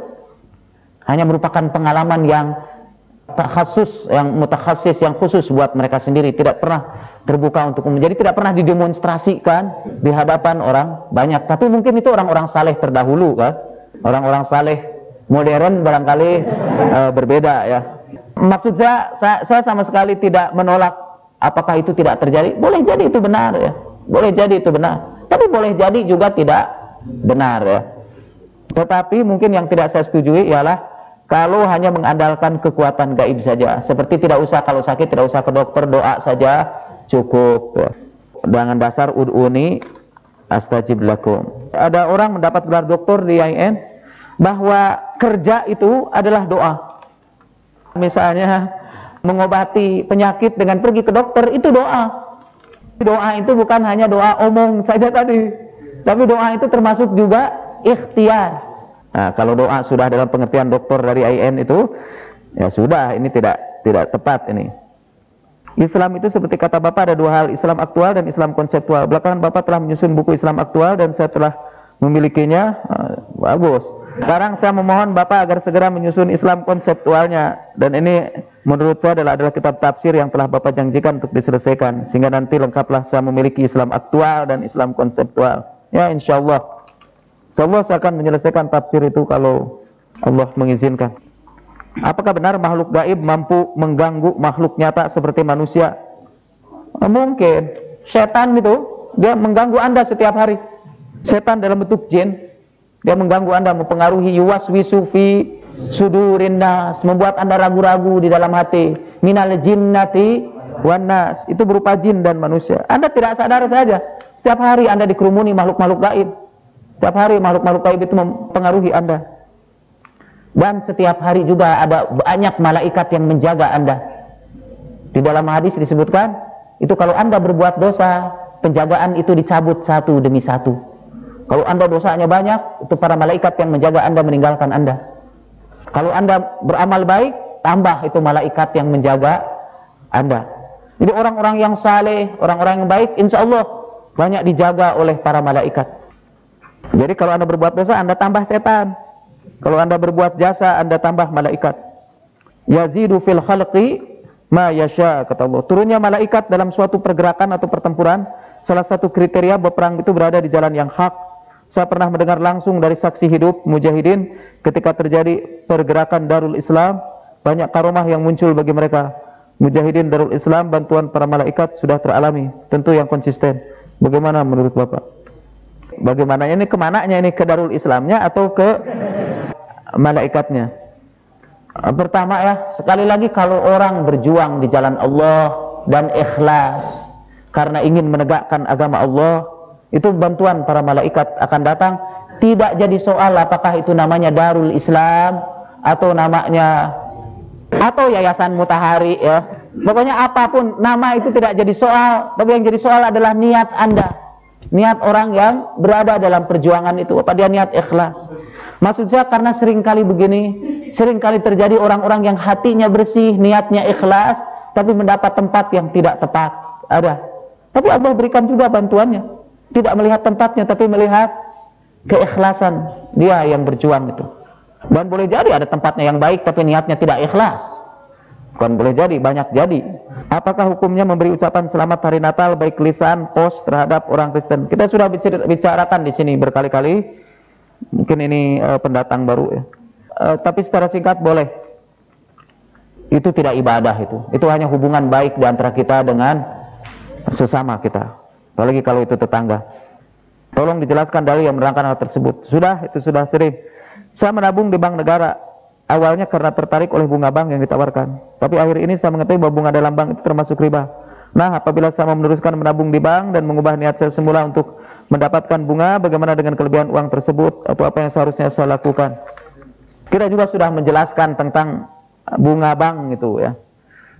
Yang namanya bank Islam di sini sekarang ini, yang katanya itu bank tanpa bunga. Menurut penelitian saya, mungkin penelitian saya salah, itu sebetulnya masih menggunakan bunga juga. Tapi sekarang pakai istilah Arab. Untuk deposito disebut wadi'ah. Untuk fluktuasi bunga ini itu namanya mudharabah. Mengapa? Ya, mengapa kita di sini tidak bisa membuat sebuah bank yang benar-benar bank Islam? Karena semua bank di sini terikat oleh peraturan perbankan. Dan peraturan itu kalau tidak diikuti, Anda tidak akan diizinkan. Tidak akan berdiri sebuah bank kalau dia tidak ikut kepada peraturan itu. Dan peraturan perbankan di sini adalah peraturan perbankan yang tidak Islami. Ini tidak subversif. Orang bank juga ngaku. Memang dasarnya tidak dari Islam. Itu sama dengan peraturan bank di dunia internasional. Nah, semua bank harus mengikuti itu. Nah, itu bank-bank Islam itu yang sekarang sedang bermunculan masih juga mengikuti peraturan-peraturan itu ya. Jadi sementara jawaban kita, bunga bank itu tidak sama dengan riba ya. Bergantung kepada banyak hal ya. Itu penjelasannya menjadi banyak ya. Kalau bunga itu merupakan alat penindasan ya, dia riba. Segala yang menindas itu dilarang di dalam Islam. Tapi Anda harus tahu bahwa ada perbedaan antara bunga bank sekarang ini dengan riba di zaman Rasulullah Shallallahu Alaihi Wasallam yang tidak bisa saya uraikan secara terperinci di sini. Misalnya gini, saya berikan salah satu contoh ekstrim saja. Ada seorang pembantu itu TKW ya, pulang dari Saudi bawa uang 5 juta. Saya anjurkan dia untuk menyimpan uangnya di bank. Nanti dia dapat uang sebulan kira-kira sekitar 80 ribuan lah ya. Dia dapat 80 ribuan. Itu kan dia tidak usah kerja lagi sekarang. Kalau dia di sini meneruskan pekerjaannya sebagai pembantu, dia hanya dibayar 25 ribu rupiah mungkin. Padahal kalau nyimpan uang itu dia bisa menikmati 80.000 rupiah untuk hasil kerja dia yang susah selama di Saudi itu. Bukan dia tidak dibayar kerjaannya, itu adalah upah untuk kerja dia selama ini meninggalkan keluarganya dan sebagainya. Simpan. Coba kalau uang itu dia bawa ke kampungnya, nanti bibinya pinjam, emangna namut, palurah sumping, ya, mau menguruskan ini, mari kita usahakan. Dalam tempo seminggu uang itu habis. Malahan pembantu itu kemudian kehilangan seluruh uangnya. Dia ditindas malah oleh sistem yang berlaku. Dia dagang tidak bakalan bisa. Nah, itu lebih aman bagi dia menyimpan uangnya di bank dan lebih menjamin dia bunga uang di bank itu. Dan buat saya untuk pembantu itu bunga bank itu bukan riba, bukan. Itu upah dia selama ini. Infak dari Anda ini harap Anda ketahui kita simpan di bank dan ada bunganya juga. Sehingga waktu laporan Yayasan Mutahari, Pak Ade melaporkan ada bunganya juga. Dia bingung mau dikemanakan ini bunga ini. Kita pakai untuk yayasan juga. Saya adalah seorang yang bekerja di suatu perusahaan demi untuk mencukupi kebutuhan orang tua serta adik-adik. Pak, saya mempunyai dilema yang sangat sulit saya putuskan. Saya bisa tetap bekerja di perusahaan tersebut, tapi dengan syarat jilbab saya harus dibuka. Tapi bila saya keluar dari perusahaan, siapa yang akan menanggung kebutuhan orang serta adik-adikku ini? Tolong Pak, bagaimana jalan keluarnya? Ada berapa jalan keluar ya? Jalan keluar yang pertama, saya tidak tahu apakah ini tidak. Mestinya ini kaum muslimin yang berada di sini semua atau di tempat yang lain menuntut perusahaan itu karena sudah merampas hak asasi salah seorang saudara kita. Anda harus mendirikan sebuah lembaga untuk membela wanita-wanita yang berjilbab supaya mereka tetap diterima kerja dengan tetap mempertahankan jilbabnya. Dan kalau sampai dia dikeluarkan karena jilbabnya, Anda ancam mereka. Itu dijamin oleh Undang-Undang Dasar 45. Itu jalan yang keluar. Tapi jalan keluar pertama ini masih terlalu idealistis ya. Karena kita ini hanya bisa ngomong saja tapi tidak pernah bikin organisasi-organisasi yang ditujukan untuk membela kaum muslimin ya. Sekarang ini ada lembaga konsumen untuk melindungi para konsumen. Kenapa tidak Anda dirikan lembaga muslimah untuk melindungi wanita-wanita yang berjilbab dari perlakuan yang tidak adil di tengah-tengah masyarakatnya? Tidak ada sekarang. Kalau Anda mau, Anda lah dirikan sekarang lembaga muslimah yang tujuannya melindungi para muslimah dari gangguan orang lain karena mereka menjalankan syariat Islam. Ini Mutahari saja tidak ya. Mutahari kan tujuannya pencerahan pemikiran Islam. Itu yang pertama. Nah, sekarang tapi menunggu lembaga itu kan sulit. Padahal Anda sekarang harus bertindak sekarang. Itu ada saran yang bisa saya lakukan. Kalau Anda memang tidak bisa melepaskan pekerjaan itu, lepaskanlah jilbab Anda. Dan Allah insya Allah tidak akan menghukum Anda karena Anda melepaskan jilbab itu. Tidak. Illa man ukriha wa qalbuhu mutmainnun bil iman, kata Al-Quran. Kecuali orang-orang yang terpaksa tapi hatinya tetap memelihara iman. Itu tidak, insya Allah Anda tidak akan dihukum. Anda buka jilbab Anda terus bekerja sehingga Anda bisa memelihara keluarga Anda, adik-adik Anda. Dan Allah tidak akan menghukum Anda. Insya Allah tidak. Anda tidak akan kafir. Itu yang disebut taqiyah ya. Taqiyah itu adalah ajaran Islam. At-taqiyah dinuna wa dinu abaina. Salah seorang cucu Rasulullah berkata, taqiyah itu adalah agama kami dan agama orang-orang tua kami. Tidak usah ragu-ragu, buka kerudung Anda. Di luar Anda pakai lagi kerudung, tidak jadi masalah. Itu kan artinya menipu ya. Betul, Anda menipu orang-orang kafir itu. Itu kafir itu yang melarang pakai jilbab. Sudah pasti. Anda menipu orang-orang kafir itu. Dan menipu orang kafir itu amal soleh yang besar. Saya seorang istri yang hidup dengan suami saya bertahun-tahun dan sangat harmonis sekali, tapi di akhir-akhir ini akan menceraikan saya apabila saya masih memakai jilbab. Oh, hampir sama ini. Dan saya berusaha untuk memberi pemahaman terhadap dirinya, tapi ia masih tetap pada pendiriannya. Sedangkan saya telah mempunyai beberapa anak dan masih mencintai suami saya. Ya, sama sajalah. Sekarang yang kafirnya itu suami. Anda taqiyah sajalah. Anda lepas. Dalam Al-Quran ada ayat orang yang menyembunyikan iman, yaktumu imana, dan itu adalah salah seorang yang tinggal bersama keluarga Fir'aun. Jadi dia tinggal dalam keluarga Fir'aun, dia sembunyikan imannya. Mungkin karena dia tidak mau meninggalkan keluarga itu. Jadi Anda boleh, mudah-mudahan Allah memberikan Anda pahala sebagai pahala Asiyah binti Mazahim ya. Cuma sekarang yang jadi Fir'aunnya adalah suami Anda. Anda lepaskan jilbab, tidak apa-apalah. Tapi Anda jalankan kewajiban agama yang lain. Kecuali kalau dia nanti sudah melarang Anda salat, nah itu sudah Anda berpisah. Saya sama sekali tidak mengecilkan arti jilbab itu ya. Itu jilbab tetap harus kita laksanakan. Tapi di antara dua hal ini, pilihan yang berat ini, Anda bisa memilih cara yang itu. Itu akhafud dararain.